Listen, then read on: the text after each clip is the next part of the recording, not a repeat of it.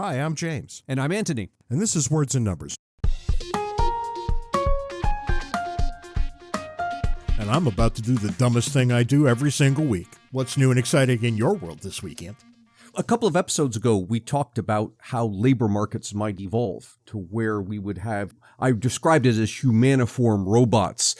Robots not run by artificial intelligence, but run by actual human beings who are connected remotely. You think that through, and that starts to make sense. In fact, I argued at the time that technology already exists for us to do this. And what happens, but one of our listeners directs me to an article about the Avatar Robot Cafe, a cafe in Japan in which they do exactly this. They have robot wait staff that is run by, they call them pilots. These are people, human beings, who are connected remotely. They control the robots. And the Avatar Robot Cafe employs people with physical conditions that would prevent them from working. But I'm a little worried here, Ant. Aren't we going to see something like surge pricing on the coffee because nobody wants to control the robot at a certain time of day? I'm sure that kind of thing will evolve. In fact, I could imagine maybe several people purchasing a high-end robot that they would then hire out, and they'd work the thing one day, another one another day. Who knows? There's all kinds of interesting things that people will figure out to do with this. But I want to go to the other extreme of labor. We're talking about humans working robots. I want to go to animals, specifically rooks. What the hell is a rook? Rooks, crows, ravens, and magpies are members of the corvid family of birds, highly intelligent creatures, all of them. Scientists have shown that they can use tools, they plan for the future. In fact, there have been reports that crows not only can recognize human faces, but they'll hold grudges and pass the grudges on to their fellow crows that they'll hold for years against humans who have wronged them. These are very intelligent birds. Staff at a history-themed park in France have trained 6 rooks to pick up trash. They fly about the park picking up trash and bringing it back to trash receptacles, and of course they're rewarded with food. I'm ambivalent about crows, truth be told. Occasionally I see them and I think, wow, it's nice to see them. Other times I look at them and I say, I wish they would go away. Now that I know they're grudge-holding creatures. They are. Treat them well. I don't know. I come from a long line of grudge holders, and I don't like creatures that do this. Here's the interesting thing. They've been trained to do this work. And this is work that you would hire a human to do. In fact, that's what parks do. They hire people to go around and pick up the trash. Now you've got birds doing it at, I don't know what the numbers would be, but I'm sure it's something like 1/1000th of the cost of the human being. And what do you say to a bird that's taking your job? We do what we can here in Arizona to attract birds like this because they are the natural enemy of the desert rats that every house in this entire area has to deal with. Sure. So the more of these birds of prey I can have show up, the less I have to pay the pest guy. So I guess there is a tangible version of costing someone his livelihood, right? The way they do pest control here is it's all categorized, and rats are a category unto themselves. Do you have termites out there? Because that's the way it is here. Yes. Termites are a category unto themselves. The real estate agents all say exactly the same thing. There are only 2 kinds of houses here. The kind with termites and the kind about to have termites. Right. The pest guy comes and tells us how far away from the house they are. Wow. They're behind our back wall, territory I have ceded to the wild. Anything that happens behind that wall is none of my business. I wander around on the web, and I ended up at a website called Unheard, H-E-R-D, for those of you who don't feel like clicking the link in the show notes. I read a thing by a guy named Tom Chivers, who is the science editor in his second book, How to Read Numbers. He wrote this article, How Long Can Humans Survive? The subtitle, The Time of Plenty Won't Last Forever. The thought the time of plenty won't last forever has been echoed through the centuries. Every person who's ever said it has been wrong. Let's just say that it's not supported by any evidence ever. Right. People who make these kinds of arguments always say the same exact thing. This time it's different. Yes, exactly. And then they never say why it's different. He starts with a story and he says occasionally a whale carcass washes up. The various species peck at it and eat it, and it's a time of great plenty. and then the whale runs out, and then everybody has to starve. The parallel argument is that we're living in a time of plenty right now. We're all fat, stupid, and happy, but we won't be for much longer because reasons. Ignoring the existence of human ingenuity, the thing that gave us the time of plenty to begin with. And we have had a time of plenty for quite some time. And actually, if you take a step back and take a look at human development, there's a number of proxies we can use to really get into that. We get better off every year as a species. Yep. Broadly speaking, every group of us around the planet gets a little better every year. This is not limited to the developed West. It's also other places. And if there's any question about this, ask yourself, what are your major complaints? That's right. If you list out your major complaints in life, they will be things that people 100 years ago would have given anything to have had simply those complaints. That's exactly right. And I got to tell you, I'm kind of agitated today. I'm agitated today because the plumbing dude is at my house pointing out every single thing that needs to be fixed. To do the easy, quick version, it's going to cost me $2,000. To do the longer-looking version of that, it's going to cost me another $7,000. So what's my big problem here today, Ant? I have hot and cold running water coming into my house. Yeah. That's not a problem. That's a miracle. You talk about this and it's costing X thousands of dollars. While I was waiting for you because you were dealing with your plumber, I was trolling around on YouTube and ran across a video of a guy who has a candy shop. His thing was that he uses, to the extent that he can, the actual tools that were used 100, 150 years ago. And he points to this pair of scissors that he's using to cut the candy in its molten form. And he says, this pair of scissors belonged to my great-grandfather, who was a confectioner. Pair of scissors, James. It's just a pair of scissors. He's got it all fixed up. It's 150-year-old scissors, and he uses them. He says, it cost my grandfather 2 weeks' wages to buy that pair of scissors. Wow. I think about things in those terms every now and again, not as a rule, right? You go through life and you just see things and you deal with them and you don't think a lot about them.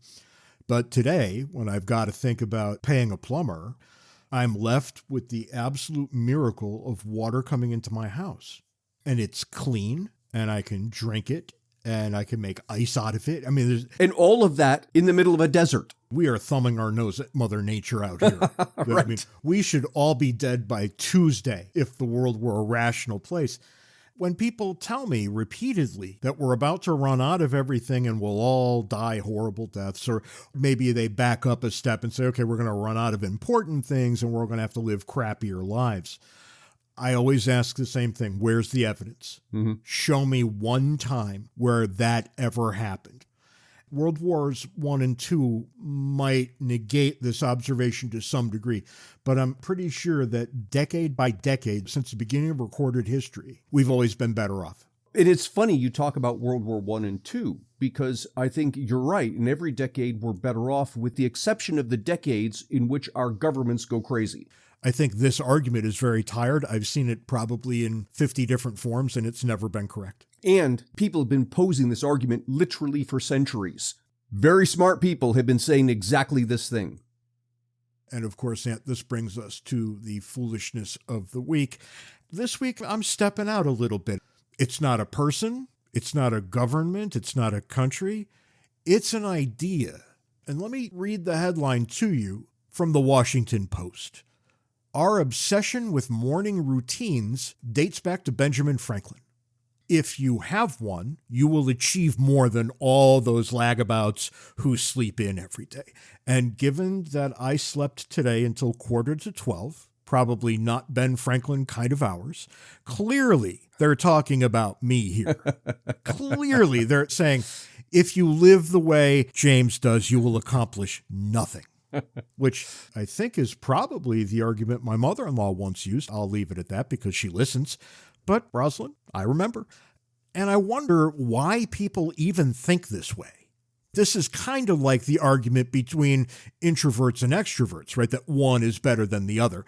I suppose it depends on the individual. You said morning routine, and I was initially thinking this is stupid until I stopped to think about my own behavior. If I've got somewhere I need to be in the morning, I'll, for example, lay out all of my clothes the night before, knowing full well that when I wake up in the morning, if the only thing I have to tell myself is get in the shower, things will work. But if I have to tell myself, okay, you're going to have to get showered, you're going to have to pick what you're going to wear, you're going to have to do this and that, I'm going to say, heck with it, I'm going back to bed. And nothing happens. Yeah, I just have never understood this line of reasoning. And this article elevates it beyond all belief. So we're going to hear about Henry David Thoreau and his morning, which is entirely different from mine. Benjamin Franklin, who shows up in the title. John Quincy Adams. Georgia O'Keeffe, the painter. Apparently all these weird people. Toni Morrison, the author. God, I just can't imagine living this way. I have to tell people what it's like to deal with Morning James. Yeah, you should actually. They would never believe me if I said it. They will believe you. There are a few times, and one of them is actually caught on video. I'll put a link to it in the show notes. It's a talk that James and I gave at FeeCon some years ago. This was a morning thing, and I think to make matters worse, James had just flown in late the night before. That's right. I had like 2 hours worth of sleep. Yeah, 2 hours worth of sleep for a 9 o'clock session. We're getting the thing ready and, the PowerPoint set up and the chairs and all of that. And James is nowhere. And we get down to 2 minutes before and James walks in with the morning face. James' morning face is, imagine if you removed his face and replaced it with a drawing done by a 6-year-old of James' face. And that's kind of what it is, right? It doesn't move. It's just there. It's distorted in various ways. And he's got his can of diet, whatever it is that you drink all the time. And I just started laughing because I knew what was coming, right? This is supposed to be a discussion of James and I sitting on the stage talking about this, whatever. So I just grabbed James, I pointed him to the chair and gave him a little push. He went and sat in the chair and I had my index card and just started talking and looked at James once in a while, said a few words and James would nod. And it took about maybe 15, 20 minutes and he got revved up. And he started saying words. So I can stand down now. James is online. The wife experienced this just last week. I wandered out of bed and sat down in the den, for the first minute of my day. And she said, well, I was talking to you and I was getting gibberish answers. And she said, and then I asked you an academic question about V.O. Key. For the political scientists out there, you'll all know the name. Literally nobody else will. And she said, and you gave such a beautiful 10-minute synopsis of his entire career and his thought that I would have thought you were awake. But as soon as I was done talking about that, I went right back to the gibberish. When Ant and I go to high schools, occasionally we got to be there for 8 a.m., which means we're up 5 hours before my comfort level. It makes me sick to be up this early. I don't understand people who like this sort of thing.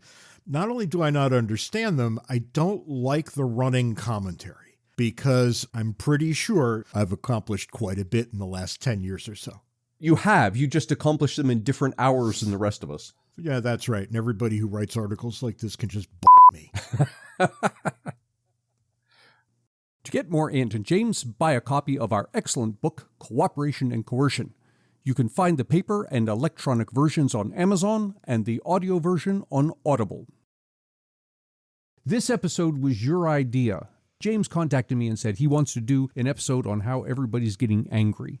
No, I wanted to do an episode on anger. I didn't see a lot of people getting angry. Everybody's angry with you everywhere you go. I'm oblivious to that. God, if I weren't bald, I would have already lost all my hair right this second. People are really pissed off. I think it does us well to wonder why that might be. In preparation for this, I looked up to see if Pew had anything to say in its numerous polls about people being angry. And I don't like to bring everything back to politics, but there was something interesting here. Back in the 1990s, if you asked Democrats or Republicans, how annoyed are you? And Pew used some different word than annoyed, but I'll say annoyed. How annoyed are you with people of the opposite party? 16% said very. That's Democrats to Republicans and Republicans to Democrats. Today, that number's 52%. Again, in both directions. Ouch. Yeah. How about that? You're looking at roughly from the Obama years to yesterday. Is that about right? Well, I think it was 1990, so even earlier than that. Back to the Clinton years. I remember when Obama became president, many people on the right were really, really angry. I didn't understand the anger. Right. Because there's disappointment in politics. But somehow with Obama, it just opened the floodgates. And you wonder, is there a racial component? Is this just part of a larger trend? And I think it did turn out to be part of a larger trend, right? Because it only got worse. And it doesn't seem to matter that all the other people have been white since that happened. And this may be an observation bias I just wasn't paying attention before. But the first one I observed like that was George W., that I heard people on the opposite side being vitriolic, that they absolutely hate this guy. Yeah. I don't recall that for Bush the first, and certainly not for Reagan. He took the country by storm.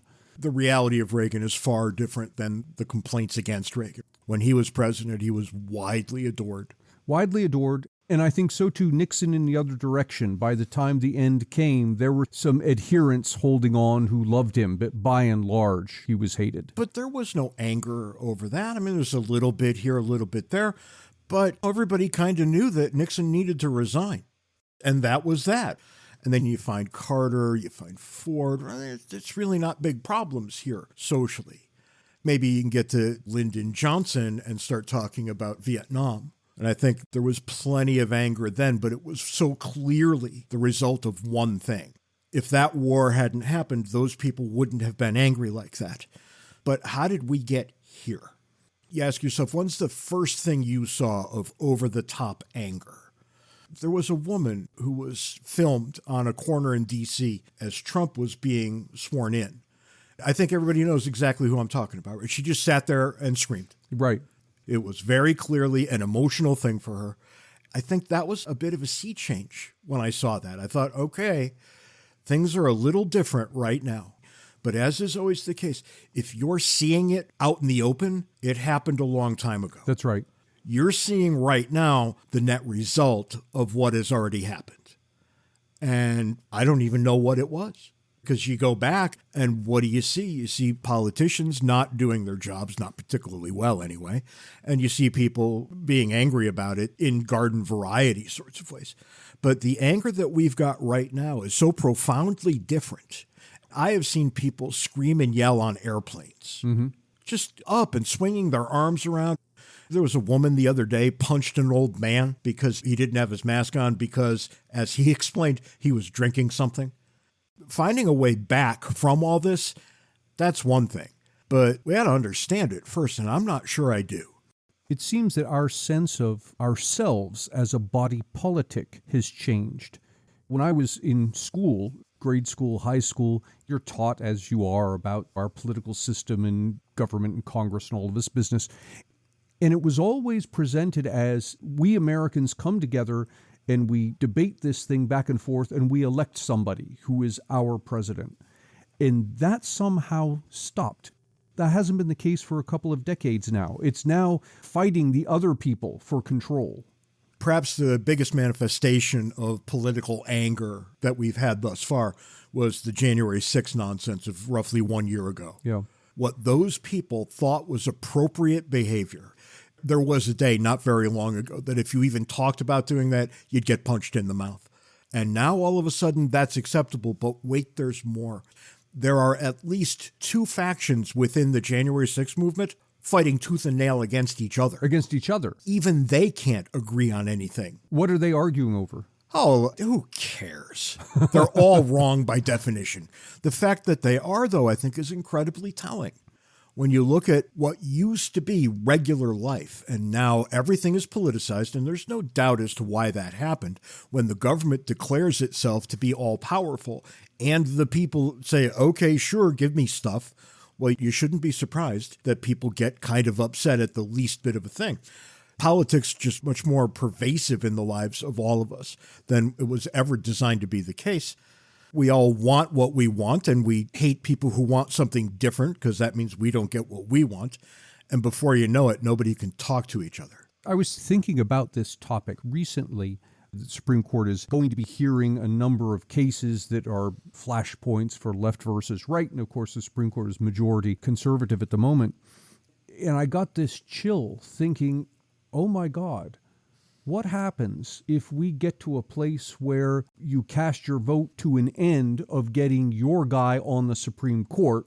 however that happens, by electing the right president who's going to appoint him or whatever it is. But in the back of your mind, the Constitution doesn't matter anymore. What we're really doing is appointing 9 people on a super Congress who are going to legislate from the bench. The Supreme Court has been described this way for years. The Supreme Court is a roving constitutional convention. Yeah, that sounds right, James. That sounds It's exactly right. And most of the time, they take a look at the text and they come down in the ballpark of the text somehow or another. But at other points, not so much. They're already into Roe versus Wade, and it's only been a year past the Trump appointments. Yeah. I'm going to go out on a limb and predict that people's behavior will be quite terrible. I'm sure it will be. And I think it's going to be terrible because the Supreme Court isn't, or if it is, it's not making it very clear, coming up with some rationale for why it's saying what it's saying. Or maybe people aren't interested in the rationale. All they want is their preferred outcome. This isn't going to yield good results. I don't want to come across as a conspiracy theorist here, but I can't help but think that the end game here is that you've got 2 groups of people who just have to go their separate ways. As in a divorce, you just realize we don't get along anymore. Maybe. And the weird thing here is that had we just had some amount of fidelity to the Constitution, none of this would have happened. How did we get here? Well, the Supreme Court fills up the Commerce Clause and says, yeah, go nuts, just declare anything you want as part of that. The Supremacy Clause, all the things the Anti-Federalists warned us against in the 18th century. All right, so we got a big, gigantic, expensive, powerful government that can do damn near anything, except the problem is the people can't get behind it one way or the other. Everybody wants their own things. Right. The answer to this problem is the exact same answer to the problem we got back in the 18th century. The correct answer here is federalism. Yeah, let the states decide. Let them decide. And is that going to be perfect? Well, no, it's not. But will it offer you the right to leave? The right to exit. And yes, it does actually do that. You can say, I don't like living in Massachusetts anymore. These people are crazy. I think I'm going to go to Texas. The liberals in Texas can think to themselves, yeah, I don't really feel at home here. Maybe I'll try California. And you start to see that if the states are not just subdivision of the federal government, the way that the federal government gets its plans nailed down, if states actually matter and we have a vibrant version of federalism, I think we can get away from this kind of angry. I just typed into a Google search, anger in America. I want to read you the headlines. These are just the headlines. Political rage, America survived a decade of anger in the 18th century. So we're going to compare ourselves to that. American democracy is in peril, Juan Williams. Workers across the U.S. are rising up. Can they turn their anger into a movement? The enemies of American democracy, big lie, big anger, and big money. 2021 saw plenty of violence, but no mass terrorist attacks in the United States. That's apparently the standard that we're using now.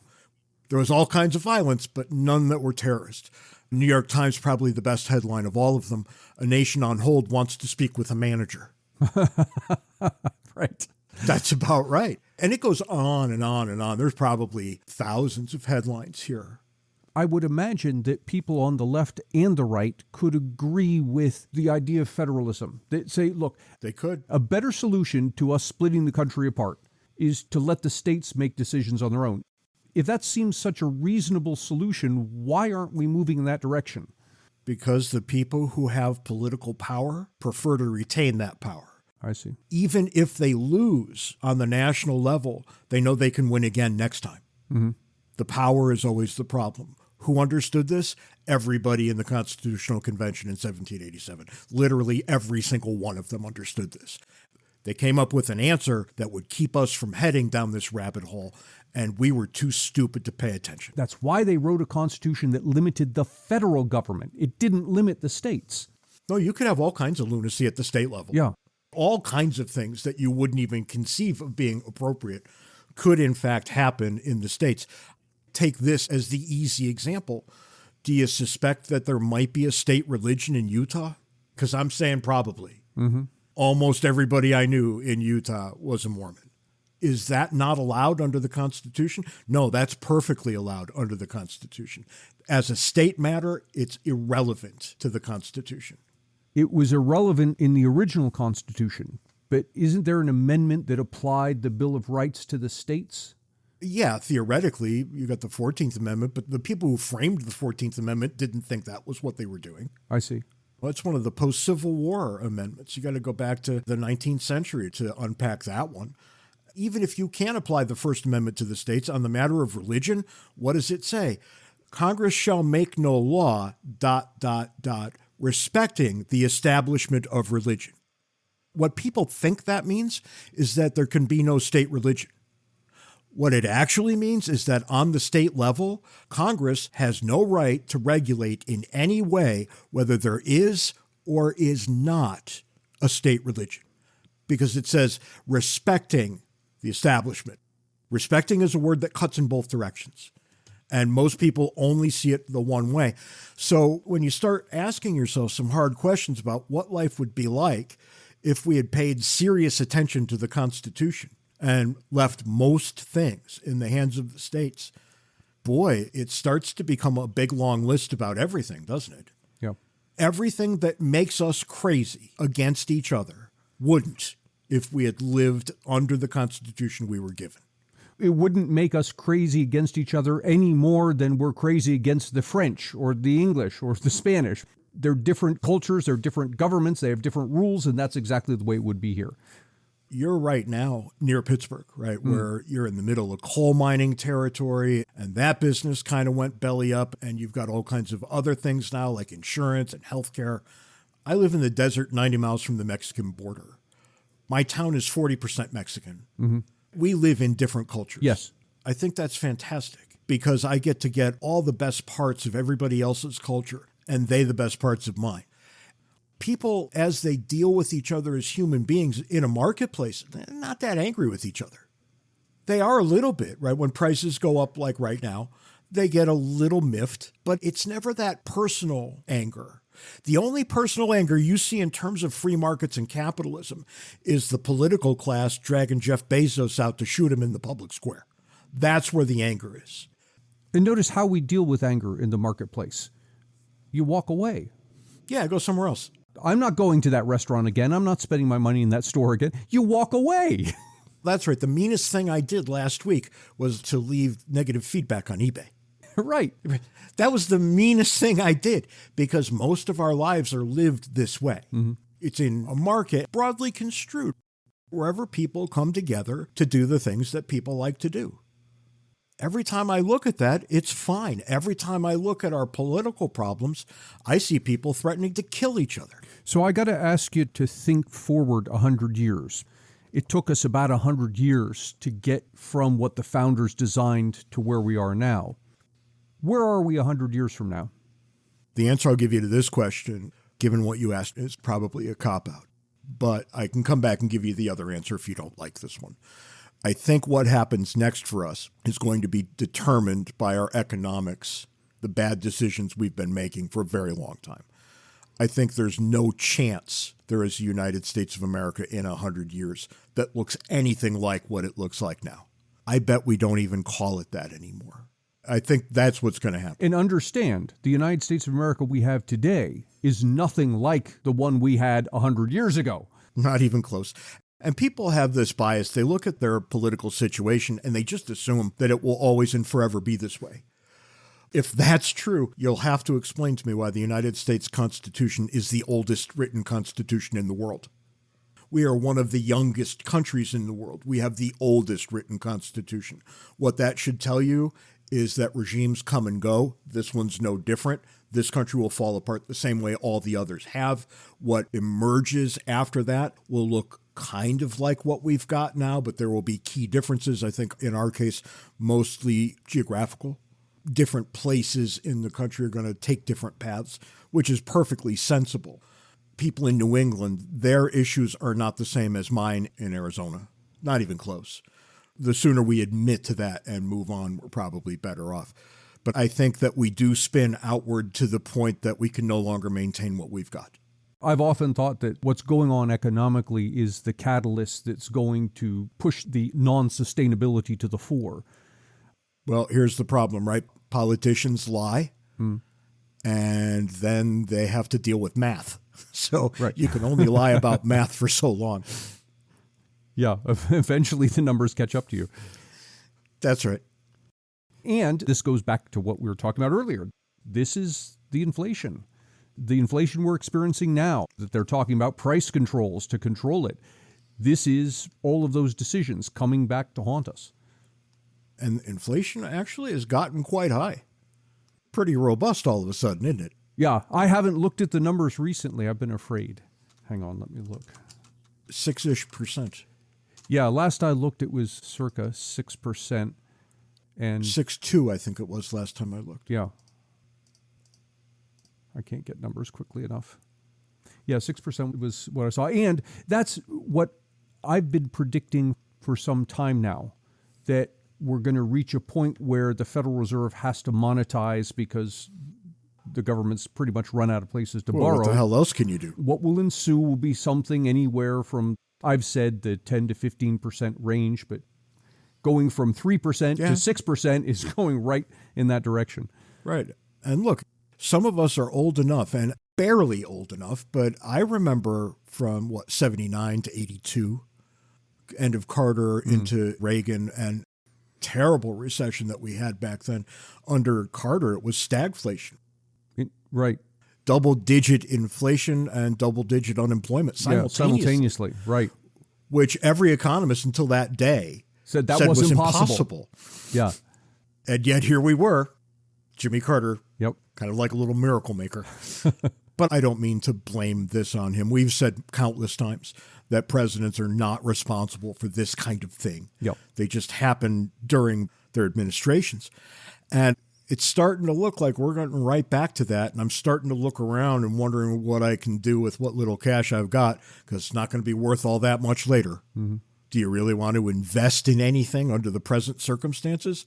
I see a financial comeuppance around every corner. How did we get here where we're talking about anger? Well, this makes you mad, right? Yeah, I guess that's right. But what doesn't? And we have that. Sooner or later, my eyes are going to glow red and I'm going to flip my lid about something. But I don't see a way out of the anger that we've got, because the things that led to the anger are not the sorts of things that we can go back and fix now. And it won't get any better until the underlying reason for it has been addressed. And the only way you address that is to dismantle the welfare state that we now have. You already know that that's never going to happen. So what's required is enough time that it just breaks apart under its own weight. Social Security, by its own metrics, is supposed to be insolvent in the next 10 to 12 years or so. It will get fixed, but it won't be what we decided to do. It'll be what we had no choice but to do. Yep. And let's just call it a day on that incredibly optimistic note. And we'll be back next week where we're a little more jovial than we were this week. Until then, follow us on Twitter. Handles are in the show notes. Join us at Words and Numbers Backstage on Facebook, where the conversation continues. And we don't say it often, but you can support our podcast making habits at patreon.com/wordsandnumbers. That'd be great. And you can send us email at wordsandnumberspodcast@gmail.com. That's also great. Let me stop you right there. Have you not noticed the crackpot emails we've been getting lately? Do they just drift right past your field of vision? I get good emails. I think the crackpots write to you. The serious people write to me. Here we go. Here we go. No, Aunt, that's not how it works. Every once in a while, I shouldn't say every once in a while, I should say every time. Every time I talk about inflation, somebody writes me correcting me, saying that inflation really means an increase in the money supply. This is not the definition that economists use. You want to use that definition, that's fine. Nobody's going to know what you're talking about. But who cares? Just say increase in the money supply and move on with life. I get the other side of that coin, because when people write to me, they correct me and they say, we don't have inflation because none of my bills have gone up. Yeah. It's all you, right? Whoever is out there taking a look at the monthly bills, that's what we use to determine whether there's inflation. I don't know how to get around that. I just typically delete those. It's better for my soul if I don't have to walk into that. But you can combat the anger. You out there, everyone within the sound of my voice, can combat the anger. Just be nice. Be a little nicer to people. I actually have fun being nice to angry people. You should all try it too. Maybe if you can't, stay off the Twitter. Ant, I'll catch you next week. Have a good one. See you next week, James.